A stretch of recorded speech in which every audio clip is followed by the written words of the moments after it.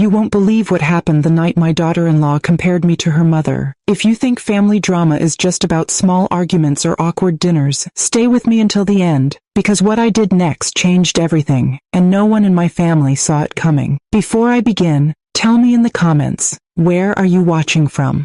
Have you ever been insulted by someone you welcomed into your home, someone you treated like your own child? Share your story or your city below.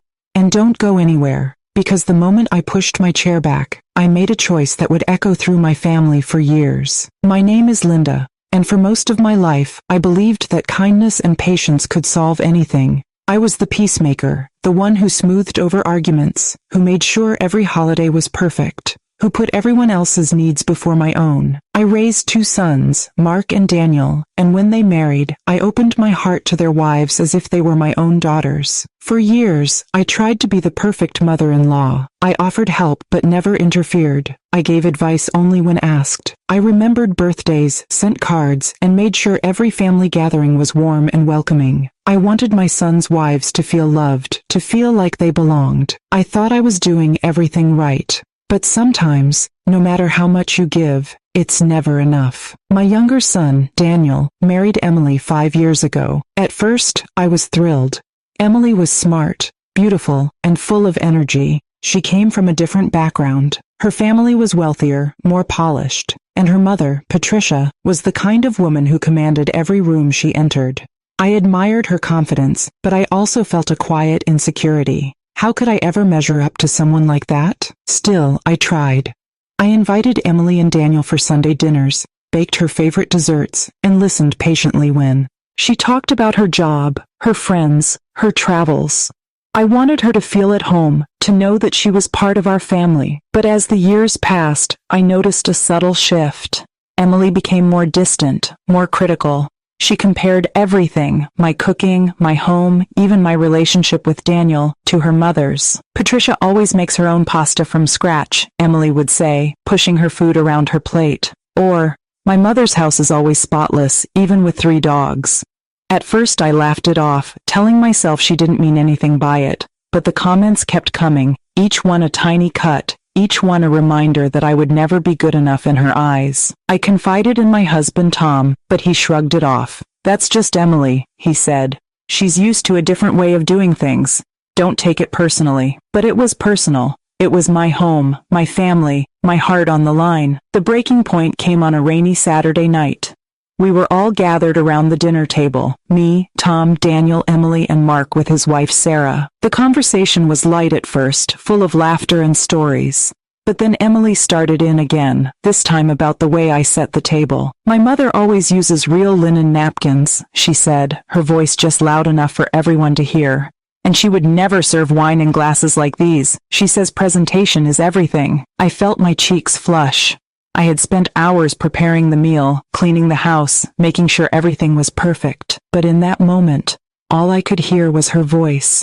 All I could feel was the sting of her words. I tried to smile, to brush it off, but then she leaned back in her chair, looked me straight in the eye and said, "You know, Linda, you're not even half the woman my mother is." The room went silent.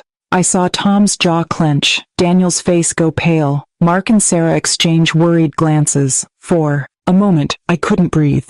The words hung in the air, heavy and sharp, impossible to ignore. I looked at Emily, really looked at her, and saw not just a daughter-in-law, but a woman who had never truly accepted me, who had never seen me as anything more than an obstacle to be compared, measured, and found lacking. Something inside me snapped. For years I had swallowed my pride, bitten my tongue, and let her words wash over me, but not this time.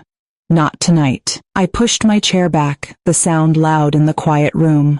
I stood up, my hands trembling, my heart pounding in my chest. Everyone stared at me, waiting to see what I would do.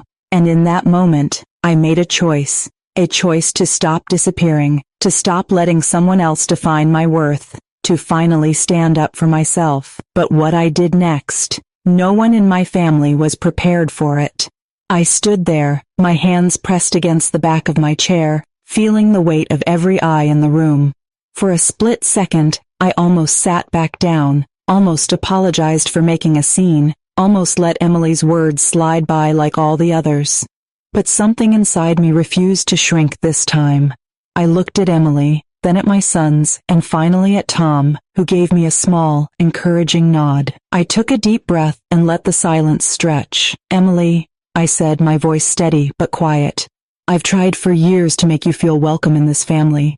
I've cooked your favorite meals, celebrated your successes, and opened my home and heart to you.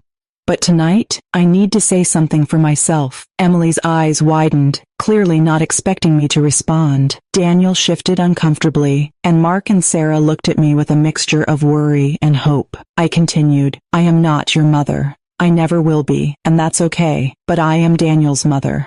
I am this family's matriarch. I have my own ways, my own traditions, and my own strengths. I will not apologize for being different, and I will not let you diminish me in my own home.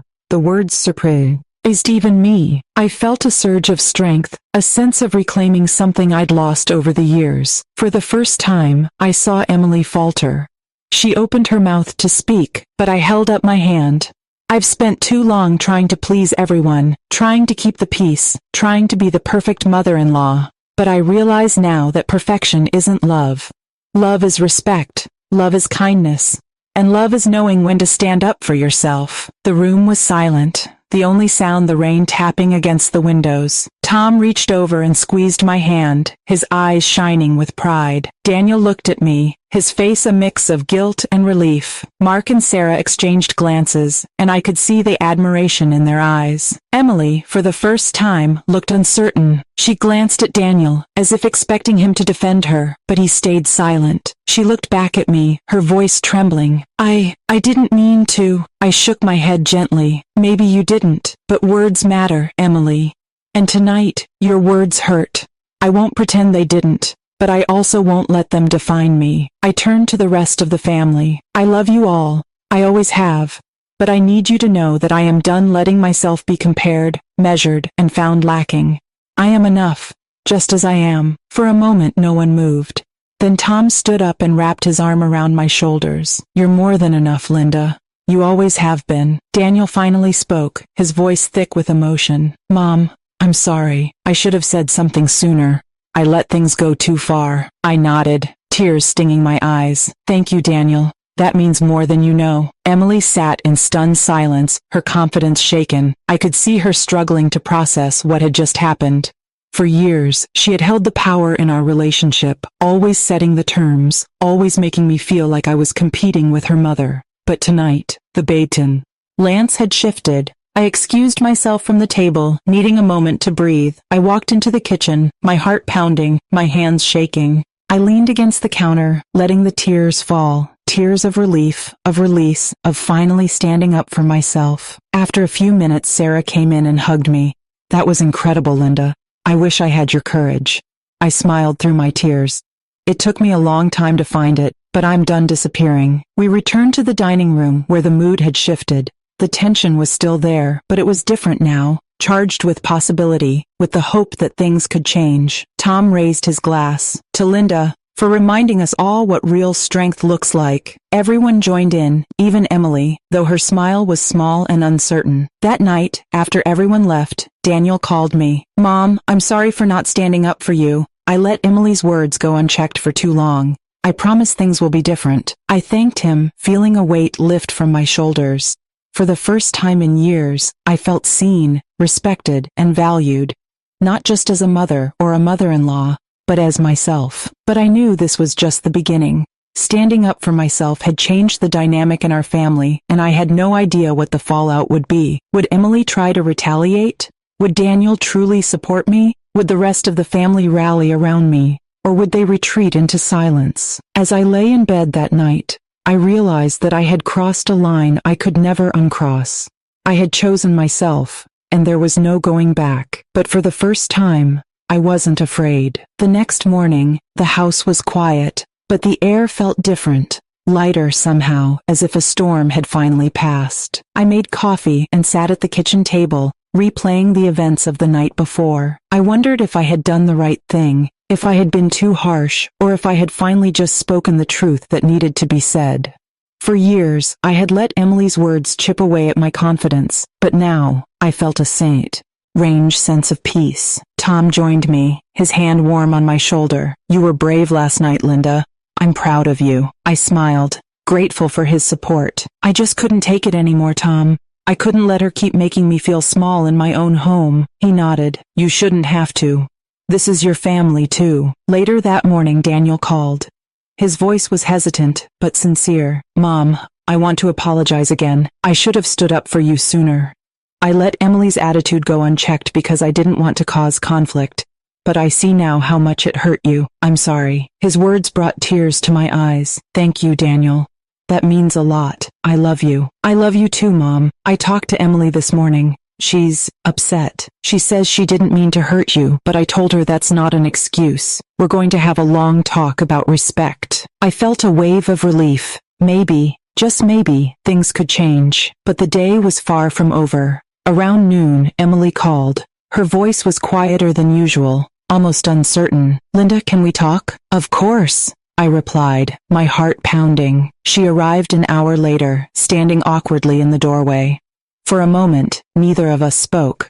Then she blurted out, I'm sorry for what I said last night. I was out of line. I guess I've always felt like I had to live up to my mother, and I took it out on you. That wasn't fair. I studied her face, searching for sincerity. Thank you for saying that, Emily. I appreciate it. But you need to understand. This is my home, my family. I won't let anyone make me feel less than I am. She nodded, her eyes shining with unshed tears. I know.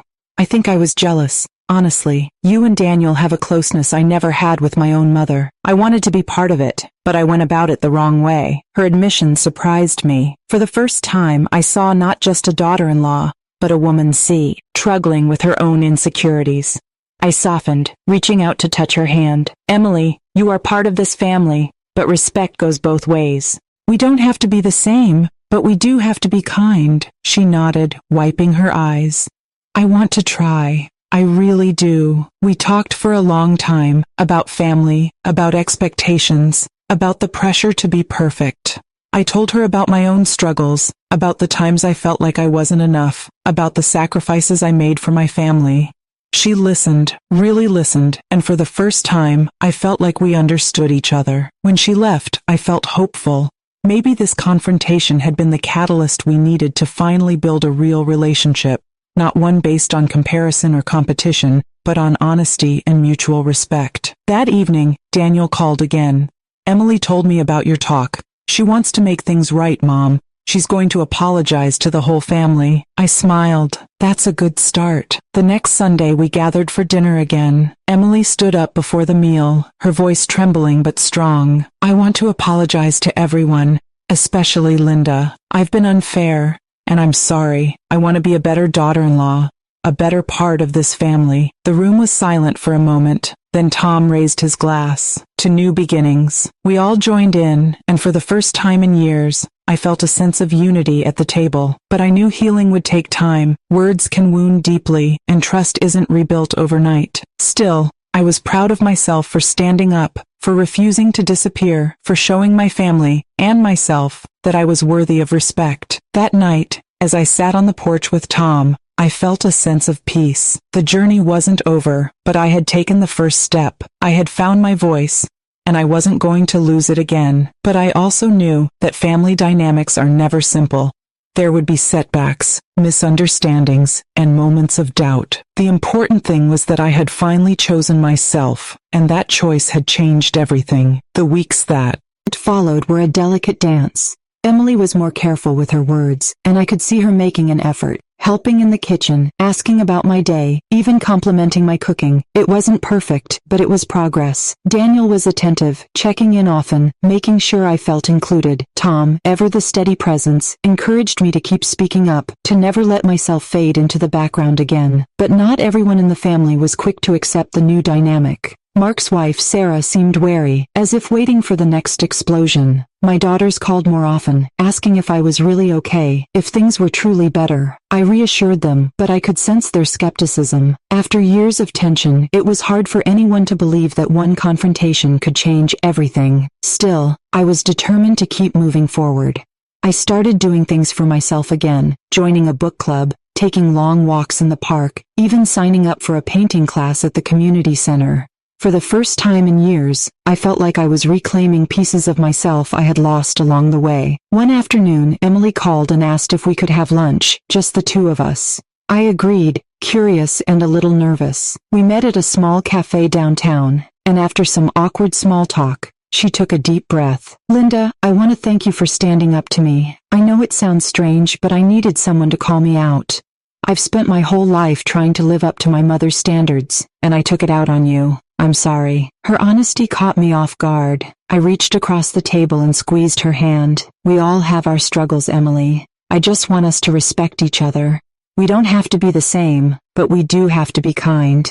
She nodded, her eyes shining. "I want that too." We talked for hours, sharing stories about our childhoods, our fears, our dreams. I learned things about Emily I never knew, her insecurities, her longing for acceptance, her struggles with anxiety.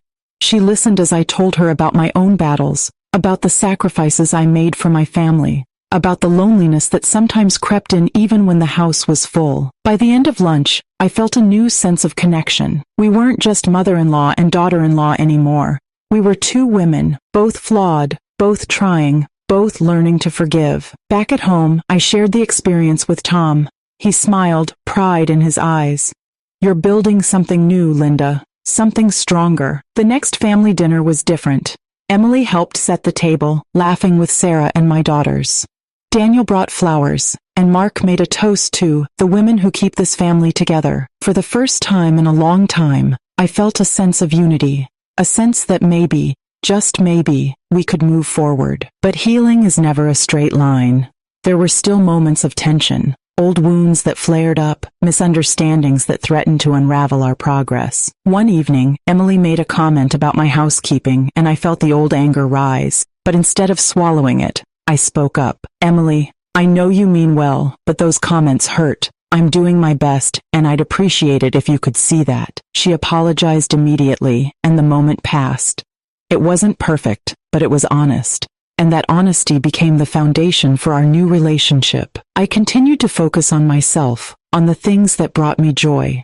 I painted, I read, I spent time with friends. I even took a weekend trip with Eleanor, exploring a nearby town and laughing like we were girls again. Each new experience was a reminder that I was more than a mother, more than a wife, more than a mother-in-law. I was Lynn.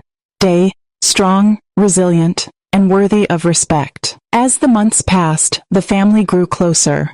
We celebrated birthdays, holidays, and small victories. There were still challenges, still moments of doubt, but we faced them together. I watched as Emily and Daniel worked on their marriage, as Mark and Sarah welcomed a new baby, as my daughters found happiness in their own lives. One evening, as we sat around the dinner table, Emily raised her glass. "To Linda," she said, her voice steady, "for teaching us all that it's never too late to stand up for yourself, and never too late to start over." The family joined in, and I felt a wave of gratitude wash over me. I had fought for my place, for my dignity, for my right to be seen.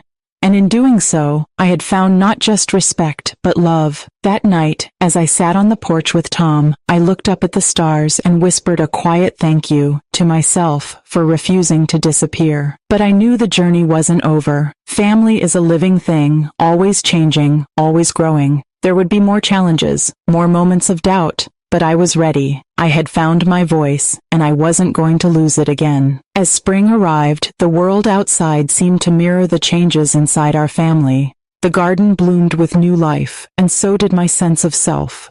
I found myself waking up with energy, eager to start each day. I spent mornings tending to the flowers, afternoons painting in the sunroom, and evenings sharing meals with Tom. The house felt alive again, not just with activity, but with hope. Emily and I continued to build our relationship, slowly and carefully. She invited me to join her for yoga classes, and I accepted, even though I was nervous. We laughed at our awkward poses, cheered each other on, and found common ground in our shared determination to grow. Daniel noticed the change, and I could see the relief in his eyes. For the first he didn't feel caught in the middle. He could love both of us without fear of conflict. One afternoon, Emily stopped by with a small gift, a framed photo of the two of us from our lunch at the cafe. "I wanted you to have this," she said, her voice soft, "to remember that we can start over." I hugged her, tears prickling my eyes. "Thank you, Emily. I'm glad we're both trying. The support group at the community center became a source of strength. Each week, I listened to stories of women who had faced their own family battles, mothers, daughters, sisters, all learning to stand up for themselves. We shared advice, comfort, and encouragement. I realized that my story was not unique, but part of a larger tapestry of resilience. One evening, after a particularly moving meeting, I stayed behind to talk with a new member, Grace. She was younger than me, but her pain was familiar. I feel invisible in my own family, she confessed. Like no matter what I do, it's never enough. I squeezed her hand. You are enough, Grace. Don't let anyone make you feel otherwise. It took me a long time to learn that, but I promise you, it's never too late to choose yourself. As the weeks passed, I noticed subtle changes in the family dynamic. There was more laughter at the dinner table, more honesty in our conversations. We celebrated small victories, Emily's promotion at work, Daniel's new hobby, Mark and Sarah's baby's first steps. I felt proud, not just of my family, but of myself for helping to create an environment where we could all grow. But there were still challenges. Old wounds don't heal overnight. Sometimes, Emily would slip back into old habits, making a critical comment or comparing me to her mother. But now, instead of shrinking, I spoke up. Emily, I know you mean well, but those words hurt. Let's focus on what we have, not what we lack. She would apologize, and we would move on. The difference was that I no longer let those moments define me. I had learned to set boundaries, to protect my heart, to value my own worth. Tom was my biggest supporter. He encouraged me to keep painting, to keep writing, to keep sharing my story. You're inspiring, Linda, he said one night as we sat on the porch. You've shown all of us what it means to be strong. I smiled, feeling a deep sense of gratitude. I just finally realized I deserved to be seen. As summer approached, I decided to host a family barbecue, a tradition we had let slip in recent years. I invited everyone, including Emily's parents. I wanted to show that our family could be united, that we could move forward together. The day of the barbecue was warm and bright. The yard was filled with laughter, the smell of grilled food, and the sound of children playing. Emily's mother, Patricia, arrived in her usual elegant style, but this time I didn't feel intimidated. I greeted her warmly, and we chatted about gardening and travel. For the first time, I saw her not as a rival, but as another woman with her own strengths and insecurities. During dinner, Emily stood up and raised her glass. I want to thank Linda for bringing us all together. She's taught me that family isn't about being perfect. It's about loving each other, flaws and all. The family toasted, and I felt a wave of emotion. I had fought for my place, for my dignity, for my right to be seen, and in doing so, I had helped heal not just myself, but my family. That night, as the sun set and the guests left, I sat on the porch with Tom, watching the fireflies dance. Do you think things will last? I asked quietly. He squeezed my hand. I think you've changed things for good, Linda. You showed everyone that it's never too late to stand up for yourself. I smiled, feeling a sense of peace settle over me. The journey wasn't over, but I was no longer afraid. I had found my voice, and I knew I would never lose it again. As summer deepened, I found myself reflecting on how much had changed in just a few months. The house was filled with light and laughter, and I felt more like myself than I had in years. I spent mornings in the garden, afternoons painting, and evenings sharing stories with Tom. The wounds from Emily's words were still there, but they had begun to heal, replaced by a quiet confidence I hadn't known before. Emily and I continued to grow closer. She invited me to join her for coffee, to help her pick out new curtains for their living room, and even to attend a yoga retreat together. Each time, I felt the walls between us crumble a little more. We talked openly about our struggles, our fears, and our hopes for the future. I realized that, for the first time, we were building a real relationship, not one based on comparison or competition, but on honesty and respect. Daniel noticed the change too. He was more relaxed, more present, and more affectionate with both of us. He thanked me for giving Emily another chance, for not giving up on their marriage, and for showing him what true strength looked like. You're the glue that holds us together, Mom, he said one evening as we sat on the porch. I'm sorry it took me so long to see it. His words meant more to me than he could ever know. The support group at the community center continued to be a source of strength. I shared my story with new members, listened to theirs, and celebrated every small victory. We laughed, we cried, and we reminded each other that we were not alone. I found myself mentoring younger women, encouraging them to stand up for themselves, to set boundaries, and to believe in their own worth. One afternoon, Emily called me in tears. She had had a difficult conversation with her mother, Patricia, who had always been critical and demanding. I finally told her how I felt. Emily said, her voice trembling. I told her I needed her to respect me, to stop comparing me to everyone else. It was hard, but I feel lighter. I hugged her, proud of her courage. It's not easy to stand up to family, Emily. But you did it. I'm proud of you, she smiled through her tears. I learned from the best. As the weeks passed, our family grew stronger. We celebrated birthdays, anniversaries, and small milestones. We took a weekend trip to the lake, played board games late into the night, and made new memories to replace the painful ones. I watched as Emily and Daniel grew closer, as Mark and Sarah welcomed their second child, as my daughters found happiness in their own lives. But there were still challenges. Old habits die hard, and sometimes Emily would slip back into her critical ways. But now, instead of shrinking, I spoke up. Emily, I know you're trying, but those words hurt. Let's focus on what we have, not what we lack. She would apologize, and we would move on. The difference was that I no longer let those moments define me.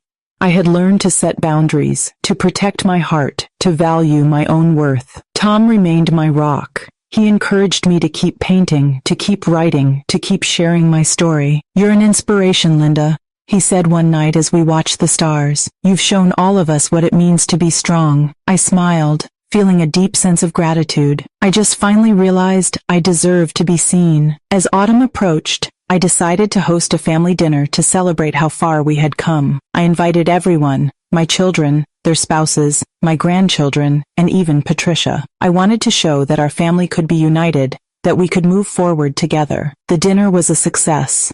The house was filled with laughter, the table overflowing with food, and the air buzzing with stories and memories. Emily stood up before dessert, her voice steady. I want to thank Linda for teaching me what it means to be strong, to be kind, and to never give up on family. The family toasted, and I felt a wave of emotion. I had fought for my place, for my dignity, for my right to be seen, and in doing so, I had helped heal not just myself, but my family. That night, as I sat on the porch with Tom, I looked up at the stars and whispered a quiet thank you to myself for refusing to disappear. But I knew the journey wasn't over. Family is a living thing, always changing, always growing. There would be more challenges, more moments of doubt, but I was ready. I had found my voice, and I wasn't going to lose it again. As the leaves began to fall and the air turned crisp, I found myself reflecting on the journey that had brought me here. The pain of Emily's words still lingered, but it no longer defined me. I had learned to stand up for myself, to set boundaries, and to demand respect, not just from Emily, but from everyone in my life. I realized that the greatest gift I could give my family was the example of a woman who refused to disappear. Emily and I continued to grow closer, our relationship deepening with each honest conversation. She confided in me about her struggles with her mother, about the pressure she felt to be perfect, about the fear of never measuring up.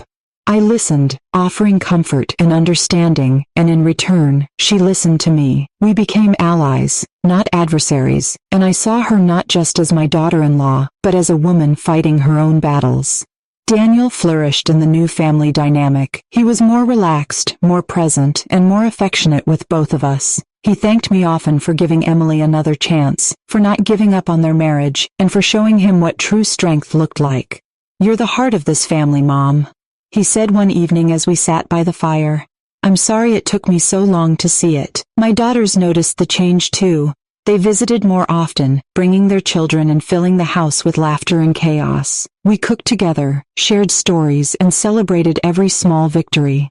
The family felt whole again, not because we were perfect, but because we were honest. The support group at the community center continued to be a source of inspiration. I shared my story with new members, listened to theirs, and celebrated every step forward. We laughed, we cried, and we reminded each other that we were not alone. I found myself mentoring younger women, encouraging them to find their voices, to set boundaries, and to believe in their own worth. One afternoon, Emily surprised me with a gift, a journal with a note inside. For the stories you haven't told yet. Thank you for teaching me how to be brave.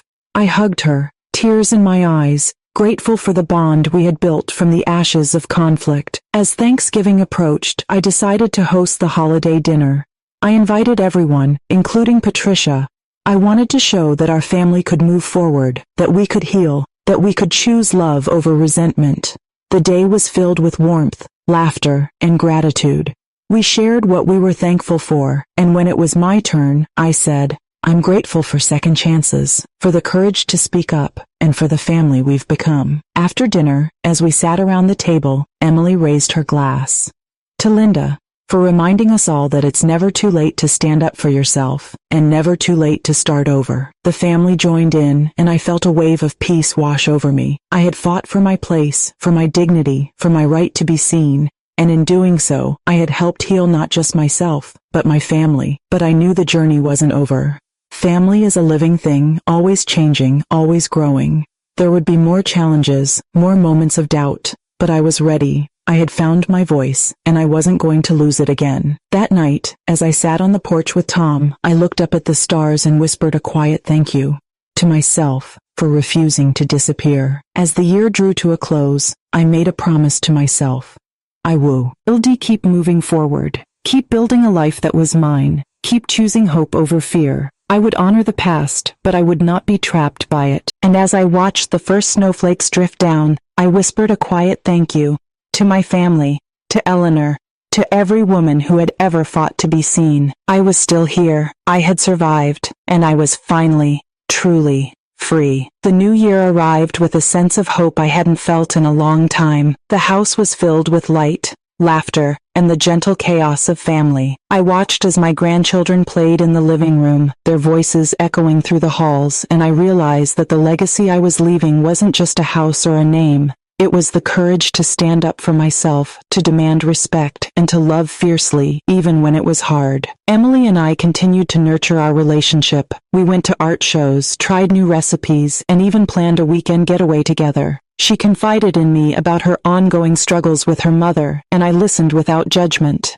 We laughed about our differences, celebrated our similarities, and learned to appreciate each other for who we truly were, not who we thought we should be. Daniel flourished in this new chapter. He was more present, more loving, and more grateful for the family we had rebuilt. He often thanked me for giving Emily another chance, for showing him what it meant to forgive, and for reminding him that family is worth fighting for. The support group at the community center continued to grow. I became a mentor to many women, sharing my story and encouraging them to find their own voices. We celebrated each other's victories, comforted each other in setbacks, and reminded one another that we were not alone. I found strength in their courage, and they found hope in mine. One afternoon, as I sat in the garden with Eleanor, she turned to me and said, "You know, Linda, you didn't just survive, you thrived. You showed all of us that it's never too late to reclaim your life." Her words warmed me. I realized that my journey wasn't just about overcoming Emily's words or the pain of comparison. It was about refusing to let anyone define my worth. It was about choosing to live boldly, to love deeply, and to never, ever disappear. As spring approached, I hosted a family reunion. The house was filled with relatives from near and far, all eager to reconnect and celebrate the bonds that held us together. Emily and I worked side by side in the kitchen, laughing and sharing stories. When Patricia arrived, she greeted me warmly, and for the first time, I felt no resentment, only gratitude for the journey that had brought us here. During dinner, Daniel stood up and raised his glass. To my mother, Linda, for teaching us all that strength isn't about being perfect. It's about being true to yourself. Thank you for never giving up on us, and for reminding us that family is worth fighting for. The room erupted in applause, and I felt tears prick my eyes. I looked around at the faces of the people I loved, and I knew that every struggle, every confrontation, every moment of doubt had been worth it. Later that night, as I sat on the porch with Tom, I reflected on the journey I had taken. I thought about the pain of Emily's words, the courage it took to stand up for myself, and the joy of rebuilding my family. I realized that I was no longer defined by comparison or competition. I was Linda, strong, resilient, and worthy of love. And now, I want to ask you, the one listening to my story, what would you do if someone tried to make you feel small in your own family? Would you stay silent, or would you find the courage to stand up for yourself? I want to hear your thoughts. Please share them in the comments. If my story moved you, please like this video. It helps more people find hope when they need it most. Subscribe to this channel for more real stories of betrayal, survival, and the power of choosing yourself. And if you know someone who needs to hear this, share it with them. You might just give them the strength to refuse to disappear. With all my heart, thank you for listening. Until next time.